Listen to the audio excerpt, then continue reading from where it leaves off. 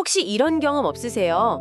왜인지는 모르겠는데 꼭 늘 비슷한 유형의 사람한테 마음이 가고 결국에는 또 비슷한 방식으로 상처받는 경험 말이에요. 나는 왜 항상 이런 사람만 만날까? 이게 진짜 그냥 취향 문제일까요? 오늘 저희가 함께 살펴볼 자료들이 바로 이 반복되는 끌림의 정체에 대한 아주 흥미로운 분석을 담고 있더라고요. 네, 맞아요. 보내주신 자료들을 쭉 보니까 관통하는 핵심 주장이 아주 명료하더라고요. 한편으로는 좀 충격적이기도 하고요. 어떤 부분이었나요? 우리는 나한테 잘해주는 좋은 사람이 아니라 나에게 익숙한 감정을 주는 사람에게 끌린다는 거예요. 익숙한 감정이요? 네, 근데 여기서 말하는 익숙한 감정이라는 게 핵심인데요. 뭐 따뜻함이나 안정감 같은 긍정적인 것만이 아니에요. 오히려 그 반대, 어린 시절에 느꼈던 불안함, 뭐 눈치 보는 긴장감, 사랑받지 못할지도 모른다는 그런 불확실함, 이런 고통스러운 감정까지 전부 포함하는 개념이거든요. 와, 오늘은 그럼 그 자료들을 바탕으로 나를 움직이는 그 강력한 익숙함의 정체가 뭔지 한번 깊이 파고들어보죠. 그리고 그 궤도에서 벗어날 실마리도 함께 찾아보면 좋겠습니다. 자, 그럼 제일 흥미로운 지점부터 바로 시작해볼까요? 자료를 보니까 우리 뇌가 안정적이고 따뜻한 감정보다 오히려 불안하고 애를 태우는 감정에 훨씬 강렬하게 반응한대요. 무슨 더 강력한 자석처럼요. 네네. 솔직히 이건 좀 직관에 반하는 이야기잖아요. 왜 우리 뇌는 편안함이 아니라 불편함을 안전하다고 착각하게 되는 걸까요? 바로 그 의문이 이 모든 현상을 푸는 열쇠입니다. 열쇠요? 네, 우리 뇌의 최우선 과제는 행복이 아니거든요. 아, 행복이 아니에요? 네, 바로 생존이죠. 그리고 생존의 가장 중요한 건 예측 가능성이에요. 뇌는 예측 불가능한 행복보다는 예측 가능한 불행을 더 선호하는 경향이 있습니다. 아, 예측 가능한 불행. 그렇죠. 어린 시절 환경이 정서적으로 아무리 고통스러웠어도 그게 막 10년, 15년 반복되면요.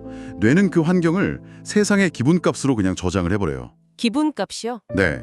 아, 세상은 원래 이런 곳이구나. 관계는 본질적으로 이렇게 불안하고 긴장되는 거구나. 하고 하나의 생존 규칙으로 학습하는 거죠. 아, 그러니까 뇌는 낯선 천사보다는 차라리 익숙한 괴물을 선택한다 뭐 이런 거네요. 정확합니다. 그게 최소한 내가 어떻게 대처해야 할지는 아는 상대니까. 맞습니다. 그래서 성인이 돼서 그 익숙한 불안감을 주는 사람을 딱 만나면 머리로는 아, 이러면 안 되는데 하면서도 무의식 깊은 곳에서는 내가 알던 세상이 맞구나 하는 그 기묘한 안정감을 느끼는 겁니다. 고통스러운데 안정감을 느낀다니 정말 역설적이네요. 네, 바로 그 역설의 핵심이죠. 보내주신 자료에 아주 구체적인 사례들이 나와서 그걸 보면 더 이해가 쉬울 것 같아요. 예를 들어서 무관심한 부모 밑에서 자란 경우를 한번 보죠. 네, 사랑이나 관심을 충분히 받지 못하고 늘 혼자 자기 감정을 감당해야 했다면 그 아이에게 관계의 기본값은 정서적 거리감이란 무심함이 되는 거예요. 아, 그래서 그런 사람은 막상 자신에게 따뜻하고 안정적으로 다가오는 사람을 만나면 오히려 그 관심이 부담스럽고 어색하게 느껴질 수 있겠네요. 나한테 왜 이렇게 잘해주지? 뭔가 다른 뜻이 있나? 하고 의심부터 하고요. 네, 바로 그 지점입니다. 너무 낯선 환경이니까 어떻게 반응해야 할지 몰라서 뒷걸음질 치게 되는 거죠. 반면에 무심하고 자기 세상이 강하고 좀처럼 마음을 안 여는 사람을 만나면 어릴 적 느꼈던 그 아득한 거리감이 딱 재현되면서 이상하게도 편안함을 느껴요. 그리고 그 편안함을 끌림이나 사랑이라고 착각하게 되는 거군요. 그렇죠. 이 사람 뭔가 쉬워 보이지 않아서 더 매력적이야 라면서요. 사실은 그냥 과거의 익숙한 패턴이 반복되는 것뿐인데 말이죠. 그게 정서적 방임이 있던 경우에는 딱 들어맞는 설명 같아요. 근데 만약에 어린 시절 경험이 차가웠던 게 아니라 그야말로 혼동 그 자체였다면요? 자료를 보니까 감정 기복이 심한 환경에서는 또 다른 패턴이 나타난다고 하던데 아주 좋은 질문입니다. 그 경우는 더 극적인 형태로 나타나죠. 부모님의 감정이 뭐랄까 롤러코스터처럼 예측이 불가능한 거예요. 오늘은 다정했다가 내일은 갑자기 냉담해지고 그럼 아이는 살아남기 위해서 항상 부모의 기분을 살피고 눈치를 보는데 모든 에너지를 쏟게 됩니다. 그 팽팽한 긴장감과 불안함이 관계의 기본값이 되는 거죠. 그러면 그런 사람은 성인이 돼서 잔잔하고 평온한 관계를 아주 지루하게 느끼겠네요. 맞아요. 심지어 이게 진짜 사랑일까? 너무 밋밋한데? 하고 의심할 가능성이 아주 높습니다. 대신에 한순간에 불같이 뜨거워졌다가 갑자기 얼음처럼 차가워지는 사람한테서 강렬한 생동감을 느끼고요. 이게 진짜 살아있는 관계지 하면서요. 그 아슬아슬한 감정의 줄타기를 사랑의 증거로 착각하는 거네요. 정확합니다. 지금 설명을 듣다 보니까 자료에 나왔던 또 다른 패턴이 딱 떠오르는데요. 인정 욕구에 대한 부분도 비슷한 원리 같아요. 아, 인정 욕구요. 어린 시절에 아무리 노력해도 부모님께 인정받기 어려웠던 경우 말이죠. 네, 그 패턴도 아주 흔하고 강력합니다. 아이는 부모에게 인정받음으로써 자기 존재 가치를 확인받고 싶어 하잖아요. 그렇죠. 그런데 부모가 너무 기준이 높거나 칭찬에 인색해서 아이가 아무리 노력해도 만족을 못 시켜드렸다면 아이 내면에는 나는 늘 부족한 존재라는 깊은 믿음이 생겨요. 그리고 동시에 언젠가는 반드시 인정받고 말겠다는 그 미해결된 과제가 남게 되는 거죠.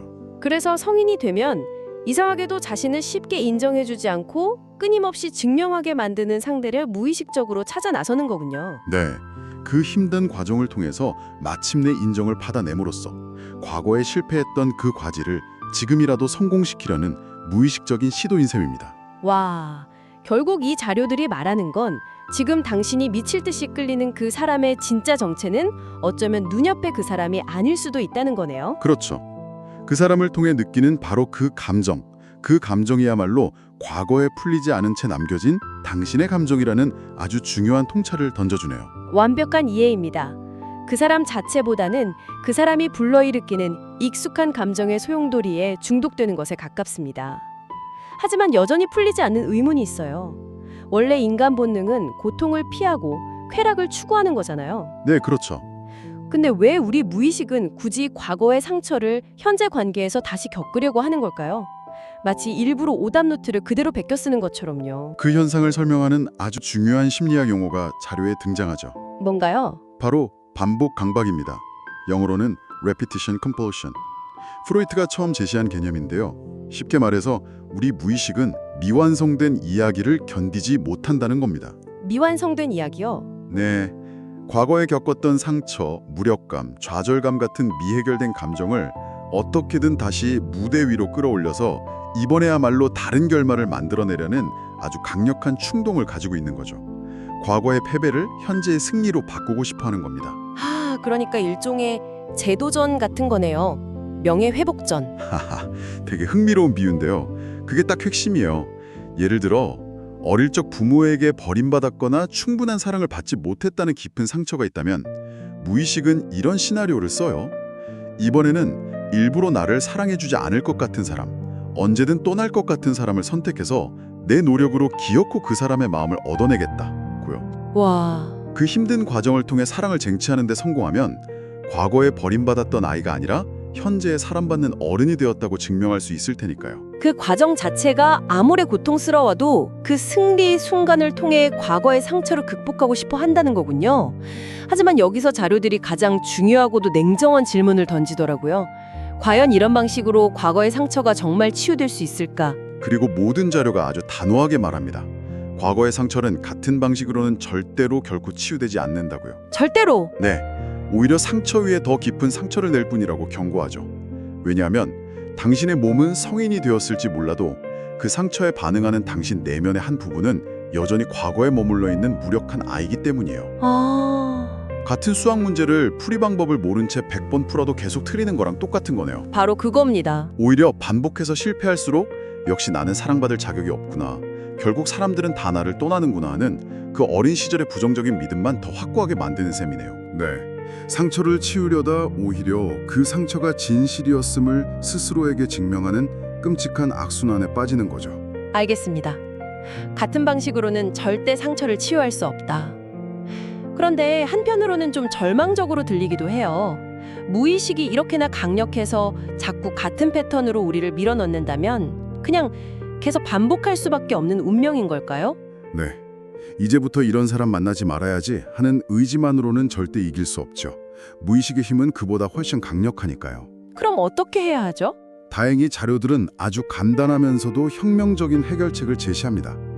그 감정과 싸우거나 억누르려고 하지 말고 완전히 다른 관점에서 접근하라는 거예요. 다른 관점이요? 네, 바로 그 강렬한 끌림이라는 감정 자체를 행동으로 옮기기 전에 먼저 하나의 중요한 신호 또는 데이터로 인식하고 분석하는 겁니다. 아, 무작정 반응하는 대신 일단 멈춰서서 그 감정의 정체를 들여다보라는 거군요.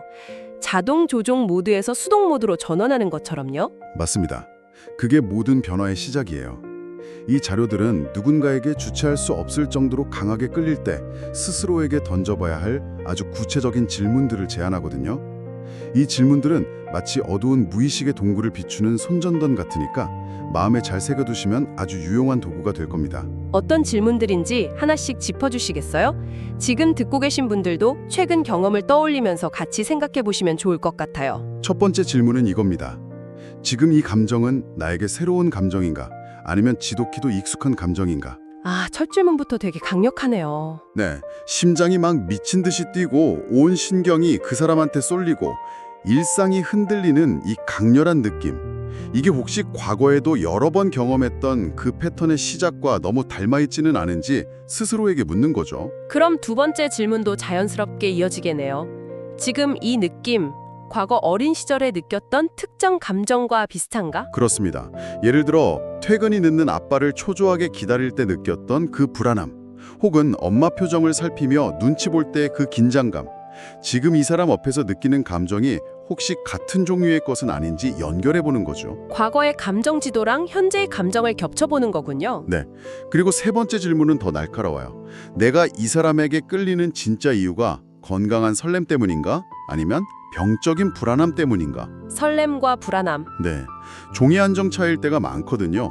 그 사람이 나를 어떻게 생각할지 몰라서 밤새 뒤척이고 휴대폰만 바라보며 전전긍긍하는 그 감정. 과연 그게 앞으로의 관계를 건강하게 만들어갈 동력이 될 수 있을지 점검해 보는 겁니다. 와, 그리고 마지막 질문이 이 모든 것의 핵심인 것 같아요. 이 사람이 정말로 객관적으로 매력적인 사람인가? 아니면 내 오래된 상처가 이 사람에게 투영되어 그를 매력적으로 보이게 만드는 건가? 정확합니다. 이 질문은 끌림의 원인을 상대방에게서 나 자신에게로 완전히 전환시키는 엄청난 힘이 있네요. 맞아요. 그 사람의 실제 모습과 내 상처라는 필터가 씌워져 만들어낸 환상을 구분하는 가장 중요한 질문이죠. 이 네 가지 질문을 스스로에게 던지고 정직하게 답을 찾는 과정. 그 자체가 무의식의 폭주를 멈추게 하는 강력한 브레이크 역할을 합니다. 이 질문만으로도요. 네, 자료에 따르면 이 질문을 하는 것만으로도 자동적인 패턴의 70%가 멈춘다고 하니까 효과가 대단하죠. 와, 그 네 가지 질문은 정말 주머니에 넣고 다녀야 할 비상약 같네요. 특히 마지막 질문, 이 사람이 정말 매력적인가? 아니면 내 상처가 반응하는 건가? 이건 정말 한순간에 정신을 번쩍 들게 하는 차가운 물 한 바가지 같아요. 어렵습니다.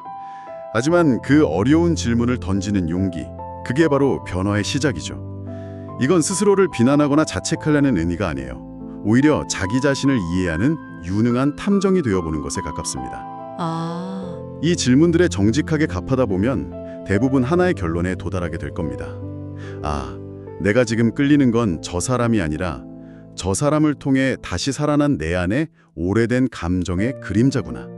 이 깨달음의 순간 당신은 더 이상 무의식의 조종에 휘둘리는 승객이 아니라 관계의 방향을 결정하는 운전자가 되는 겁니다. 오늘 저희가 함께 깊이 파고든 이 자료들처럼 누군가에게 반복적으로 끌리고 상처받는 감정은 당신의 잘못이 아니네요. 나는 왜 이렇게 사람 보는 눈이 없을까 하고 더 이상 자책할 필요가 없는 거죠. 네, 그럼요. 오히려 당신의 무의식이 여기에 아직 해결되지 않은 아픔이 있어요. 제발 좀 돌봐주세요. 라고 간절하게 보내는 신호이자 증거인 셈입니다. 그리고 그 패턴을 인지하고 이렇게 바라보기 시작한 바로 이 순간 당신은 이미 변화의 가장 중요한 길목에 들어섰습니다. 오늘 우리가 나눈 이야기의 핵심은 결국 익숙함과 새로움을 구분하는 힘을 기르는 것입니다. 과거의 상처가 만들어낸 고통스럽지만 익숙한 불안함과 조금은 낯설지라도 건강한 관계가 주는 새로운 안정감, 이걸 분별해내는 지혜가 필요한 거죠. 네. 여기서 마지막으로 당신이 스스로에게 던져볼 질문을 하나 남겨드리고 싶습니다. 당신에게 익숙한 불안함이 아닌 어쩌면 조금은 심심하고 낯설게 느껴질지라도 건강하고 안정적인 관계가 주는 감정은 과연 어떤 느낌일까요? 그리고 당신은 그 낯선 편안함을 당신의 삶에 기꺼이 맞이할 준비가 되셨나요?